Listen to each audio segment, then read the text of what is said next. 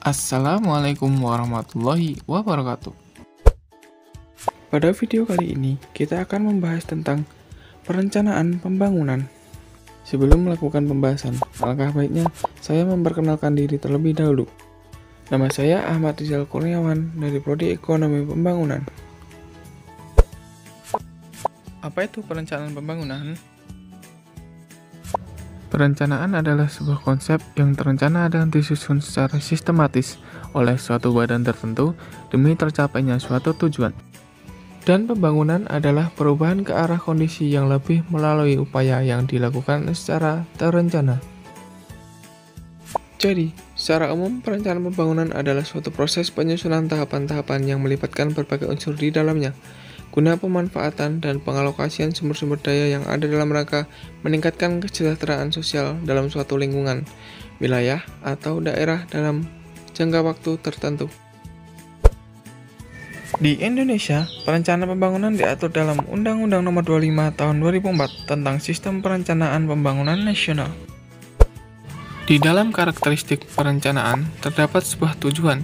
Agar tujuan tersebut dapat tercapai, maka harus diikuti dengan pengorganisasian, pengarahan, dan pengendalian. Selanjutnya adalah sistem perencanaan pembangunan. Terdapat 4 poin, yaitu yang pertama adalah politik, di mana rencana pembangunan merupakan hasil proses politik, khususnya penjabaran visi misi kepala daerah terpilih.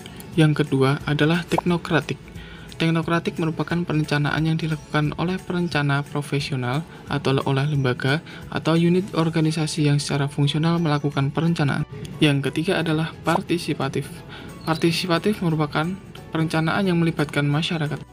Yang keempat adalah top-down dan bottom-up, di mana top-down dan bottom-up merupakan perencanaan yang aliran prosesnya dari atas ke bawah atau dari bawah ke atas dalam hierarki pemerintahan. Kemudian, kita akan membahas tentang manfaat perencanaan. Yang pertama adalah membantu para manajer untuk berorientasi ke masa depan, sehingga mampu melihat masalah-masalah dan peluang-peluang yang mungkin timbul dan yang akan dihadapi di masa mendatang.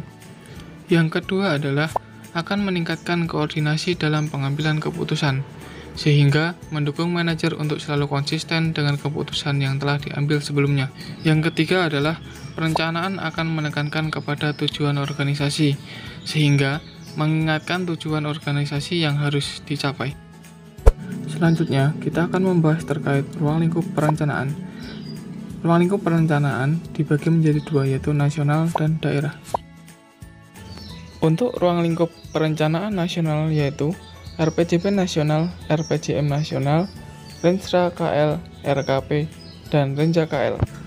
Untuk ruang lingkup perencanaan daerah, yaitu ada RPJP Daerah, RPJM Daerah, Renstra SKPD, RKPD, dan Renja SKPD. Untuk rencana pembangunan jangka panjang, periodenya adalah 20 tahun. Kemudian untuk jangka menengah, periodenya 5 tahun, dan untuk jangka pendek, yaitu 1 tahun. Dan yang terakhir adalah alur perencanaan. Di dalam alur perencanaan terdapat 6 poin, yaitu yang pertama adalah visi. Visi merupakan suatu kondisi ideal atau cita-cita normatif yang ingin dicapai di masa yang akan datang. Dan yang kedua adalah misi. Misi merupakan cara normatif untuk mencapai sebuah visi. Yang ketiga adalah tujuan. Tujuan merupakan hal-hal yang ingin dicapai secara umum. Setiap bentuk tujuan atau goals bersifat dapat dimaksimumkan atau diminimumkan. Yang keempat adalah sasaran. Sasaran merupakan kondisi minimum yang harus dicapai dalam mencapai tujuan dalam waktu tertentu. Yang kelima adalah strategi. Strategi merupakan sekumpulan sasaran-sasaran dengan metode-metode untuk mencapainya.